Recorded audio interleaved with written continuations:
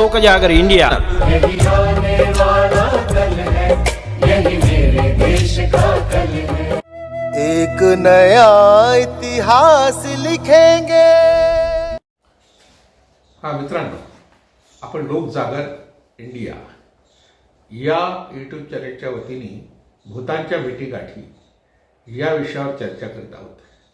गेल्या 2 आठवड्यामध्ये आपण भूत या संकल्पनेबद्दल चर्चा केली आणि त्यातल्या त्यात भूत म्हणजे काय, पिशाच म्हणजे काय यावरही माहिती पाहिली। यावेळेस आपण एका वेगळ्या विषयावर चर्चा करत आहोत, ते म्हणजे आजच्या अहिल्यानगर म्हणजे पूर्वीच्या अहमदनगर जिल्ह्यातल्या आगडगाव या गावाबद्दल। हे गाव अहमदनगर या मुख्य शहराच्या ठिकाणापासून 20 किलोमीटर थोडंसं आत आहे आणि चांदबिबीचा महाल नावाचं जे ऐतिहासिक स्थळ आहे तिथून 8 किलोमीटर लांब आहे। तर अवतीभोवती डोंगर आणि वनराईने नटलेला हा जो परिसर आहे त्या परिसराच्या मधोमध एक जे मंदिर आहे त्या मंदिराशी संबंधित एक आठवण आहे आणि ती आठवण आज ज्या काळात आपण बोलतो आहोत म्हणजे आज ज्या दिवशी बोलतो आहोत त्या दिवसाशी संबंधित आहे। आज आहे चैत्री पौर्णिमा, याला आपण हनुमान जयंती म्हणतो। चैत्र महिन्यातली ही पौर्णिमा यानंतरचा जो पहिला रविवार येतो तो उद्या येणार आहे आणि त्या रविवारी आगडगाव या गावात एक यात्रा भरते, तिला भैरवनाथाची यात्रा असं म्हणतात। आता ही भैरवनाथाची यात्रा या ठिकाणी का भरते, कारण या गावात भैरवनाथाचं मंदिर आहे आणि भैरवनाथाच्या या मंदिरात भैरवनाथ आणि जोगेश्वरी यांच्या मूर्ती आहे। या मूर्ती आपण पाहिल्या तर लक्षात येईल की गावामध्ये खेड्यापाड्यामध्ये कष्टकरी लोकांचे जे चेहरेमोहरे दिसतात तशा प्रकारचे चेहरेमोहरे या दोन्ही दैवतांची आहेत। यातला भैरव हा अगदी जाडजूड मिशा असलेला एखाद्या गावचा पाटील दिसतो, तर जोगेश्वरी त्याची बायको दिसते। तर जोगेश्वरी हे पार्वतीचं एक नाव आहे। भैरवनाथाला किंवा भैरवाला शिवाचा अवतार म्हणून सुद्धा मानलं जातं। तर बऱ्याच ठिकाणी ज्या ठिकाणी शिवाची मंदिर असतात, शिवालय असतात, त्या ठिकाणी भैरवनाथाचं एक मंदिर बाहेर असते। तो द्वारपाल किंवा क्षेत्रपाळ म्हणून मानला जातो आणि त्याची स्वतंत्रपणे पूजा अनेक मंदिरात केली जाते, त्यापैकी एक हे मंदिर आहे। शक्तिपीठं जी असतात, ज्या ठिकाणी देवीची मंदिर असतात, त्याही ठिकाणी त्या मंदिराचं किंवा त्या क्षेत्राचं रक्षण करणारा एखादा क्षेत्रपाळ असतो। काळभैरव असेल, त्याचं नाव बाळभैरव असेल, किंवा आपल्याकडे पंढरपूरचं जे मंदिर आहे विठोबाचं मंदिर, त्या मंदिराच्या गाभाऱ्याच्या बाहेर आपण आलो की तिथे सुद्धा भैरवांच्या 2 मूर्ती आहेत। हे भैरव वैष्णव भैरव आहेत, वैष्णव संप्रदायात भैरव आहेत, तसेच शैव संप्रदायात आहेत आणि शाक्त म्हणजे देवीच्या संप्रदायात सुद्धा आहे। तर असा हा भैरव व्यापक आहे। आता 2-4 महिन्यापूर्वी मी श्रीलंकेला गेलो होतो, तेव्हा त्या ठिकाणी जे बौद्ध स्तूप होते त्या बौद्ध स्तूपाच्या बाहेर सुद्धा अशाच प्रकारच्या क्षेत्रपालाच्या मूर्ती होत्या आणि त्यांच्या डोक्यावर नाग होता। पण तिथे जो गाईड होता तो सांगताना आम्हाला सांगायचा की हे भैरव आहे। म्हणजे भैरव ही संकल्पना अशा तऱ्हेने सर्वच जाती आणि जमातीमध्ये किंवा सर्वच धर्मामध्ये आणि पंथांमध्ये प्रचलित आहे। जैनांमध्ये तर भैरवाला खूपच महत्त्व आहे, नाकोडा भैरव अतिशय प्रसिद्ध आहेत किंवा अनेक क्षेत्रपाल आहेत त्यांनाही भैरव म्हणतात। तर भैरव म्हणजे काय हे आपण पहिल्यांदा पाहू। तर भैरव या शब्दाचा संस्कृत व्याकरणानुसार अर्थ होतो मित्रा, पण हा भैरव मित्रा नाही आहे। भैरवांच्या जेवढ्या मूर्ती आहेत ते भयकारक आहे। तर भैरव या शब्दाचा सरळ सरळ अर्थ आपण घेतला, भय म्हणजे भीती, रव म्हणजे आवाज, भीतीदायक आवाज काढणारा। हा भैरव भीतीदायक आवाज का काढतो, कारण त्याच्याकडे जबाबदारी आहे त्या परिसराचं रक्षण करण्याची। आपण नाशिक जवळ अंबड ही जी MIDC आहे त्या ठिकाणी त्रिरश्मी लेण्या आहेत। भदावनीय ह्या संप्रदायातल्या बौद्धांच्या भदावनीय या संप्रदायाच्या त्या लेण्या आहेत। त्या लेण्यातल्या एका लेण्याचं रूपांतर देवीच्या लेण्यात झालं आहे आणि बुद्धाच्या मूर्तीचं रूपांतर त्या ठिकाणी देवीत करण्यात आलं। तर त्या लेण्याच्या बाहेर सुद्धा एक भैरव आहे, त्याच्या दाढा बाहेर आलेला अक्राळ विक्राळ त्याचा चेहरा, त्याच्या हातात कट्यार। बौद्ध धर्म हा अहिंसेचं समर्थन करणारा पण या ठिकाणी हिंसेचं समर्थन करणारा भैरव आहे। तो हिंसेचं समर्थन नाही करीत तर तो रक्षण करतो अशी समजूत आहे। म्हणून अनेक गावांमध्ये भैरवाची मंदिरं आपल्याला आढळतात।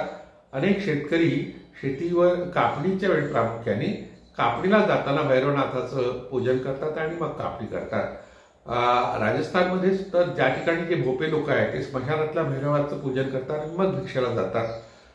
भैरव इतकं महत्त्वाचं दैवत आहे एक राजस्थानामध्ये की ज्याला मुलबाळ होत नाही त्याला नवस बोलतात, आणि नवस बोलल्यानंतर योगायोगाने मुलबाळ झालं तर त्याला भैरवाचं नाव दिलं जातं.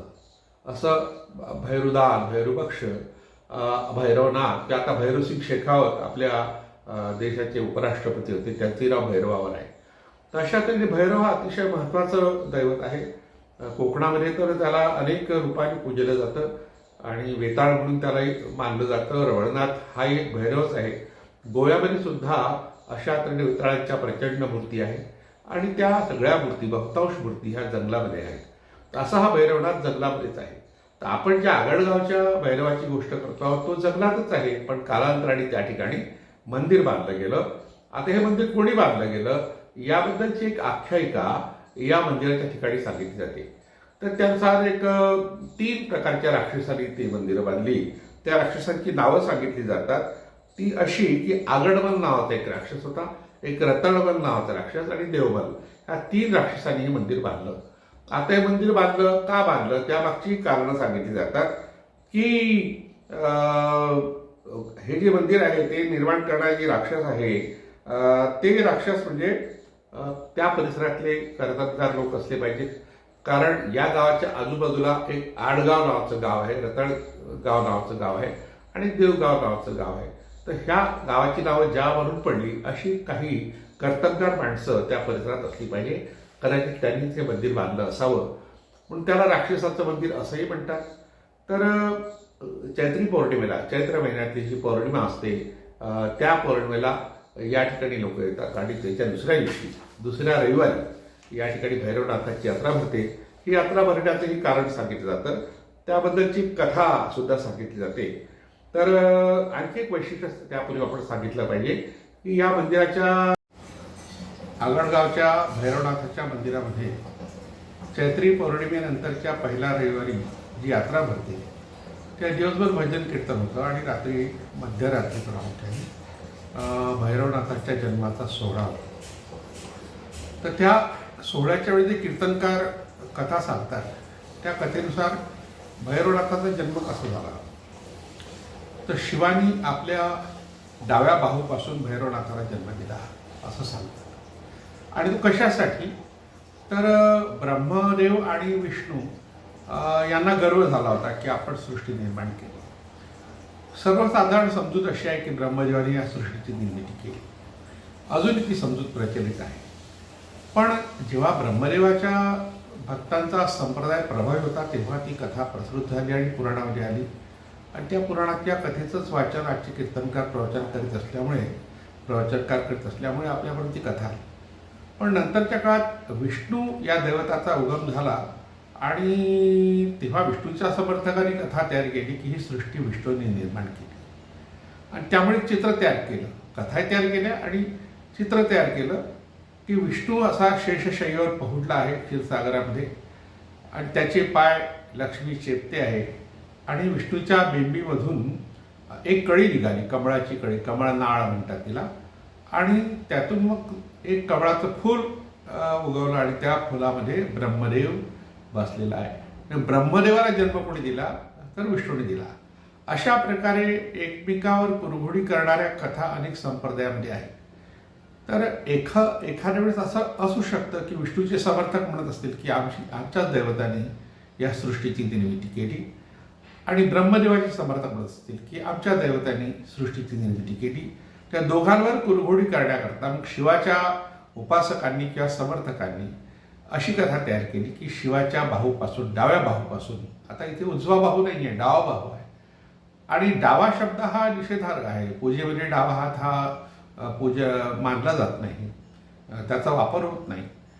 पण त्या डाव्या बाहूपासून भैरव निर्माण झाला आणि त्या भैरवानी मग विष्णू आणि ब्रह्मदेवाचं गर्वहरण केलं अशी कथा सांगितली. म्हणजे शिवाच्या बाहूपासून तयार झालेला भैरव अशा तऱ्हेने जन्माला आला ही कथा सांगण्यात येते. पुराणांच्या कथांमध्ये बरेचदा प्रतिकात्मक असते, पण ती प्रतिकात्मकता आपल्याला समजून येत नाही कारण आपण सरळ सरळ अर्थ घेतो.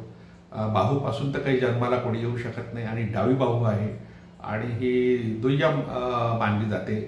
अगदी बायकोलाही उभं करताना डाव्या बाजूला उभं करतात, फोटो काढताना उभं करतात, पूजेमध्ये तिला डावीकडे बसवतात. पण डाव्या हाताचा मात्र वापर पूजेमध्ये केला जात नाही. याचा अर्थ निषेधार्ह अशा जागेतून, अशा बाहूतून, अशा अवयवातून शिवानी भैरवाला जन्म दिला. भैरवाला ही लेखण्याकरता ही कथा तयार झालेली आहे, पण हे लक्षात कुणाच्या येत नाही. तर या भैरवाचं हे मंदिर या ठिकाणी आहे. जोगेश्वरी ही पार्वतीचं रूप मानलं जातं आणि भैरव हा शंकराचा अवतार मानला जातो. त्यामुळे भैरव आणि जोगेश्वरी एकत्र दाखवतात. आपण एक मंत्र म्हणतो पुष्पांजलीच्या वेळेस, भव भवानी सहितम नमामि. भव म्हणजे शिव आणि भवानी म्हणजे शिवानी म्हणजेच पार्वती, या दोघांनाही नमन करतो. अशा तऱ्हेने दोघांचंही रूप असलेलं हे स्थळ आहे आगडगाव. आणि या ठिकाणी यात्रा रात्री संपल्यानंतर कोणीही थांबत नाही, कारण दुसऱ्या दिवशी रात्री या ठिकाणी भूतांची यात्रा भरते असं मानलं जातं. आता त्यामागची कथा अशी आहे की भैरवनाथाची यात्रा संपल्यावर मग राक्षसांना वाटलं की आपणही दर्शनाला यावं, तेव्हा भैरवनाथांनी त्यांना सांगितलं की तुम्ही दुसऱ्या दिवशी या आणि त्या ठिकाणी यात्रा भरेल.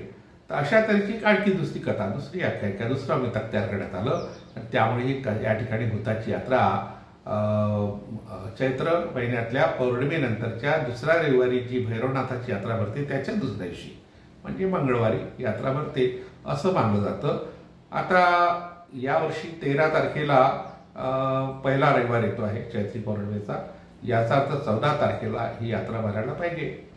आता यात्रा का भरली जाते त्यामागचं कारण असं सांगितलं जातं की इथे ज्या दीपमाळा आहे त्या दीपमाळांमध्ये तेल भरण्याकरता एक भक्त गोपीनाथ करपे नावाचा तिथे गेला होता आणि मग त्याच्या लक्षात आलं की आपण तेलाची वाटी त्या ठिकाणी विसरून गेलो. दुसऱ्या दिवशी तो तेलाची वाटी घ्यायला त्या ठिकाणी गेला तेव्हा त्याला असं चित्रविचित्र आकृती दिसल्या, काही आजकाल हावभाव करणारे लोक दिसले आणि आवाज आले आणि तो घाबरून पळून गेला. आणि मग त्यांनी गावकऱ्यांना सांगितलं की या ठिकाणी दुसऱ्या दिवशी भूताची यात्रा भरत असते. आता त्याचे नातवंड वगैरे आहेत त्या आगडगावमध्ये, ती कथा सांगत राहतात. अशा तऱ्हेने भूताच्या यात्रेची निर्मिती अशा या एका कथेतून झाली. वास्तविक भूत नावाची गोष्ट अस्तित्वात नसते, पिशाच नावाची गोष्ट अस्तित्वात नसते.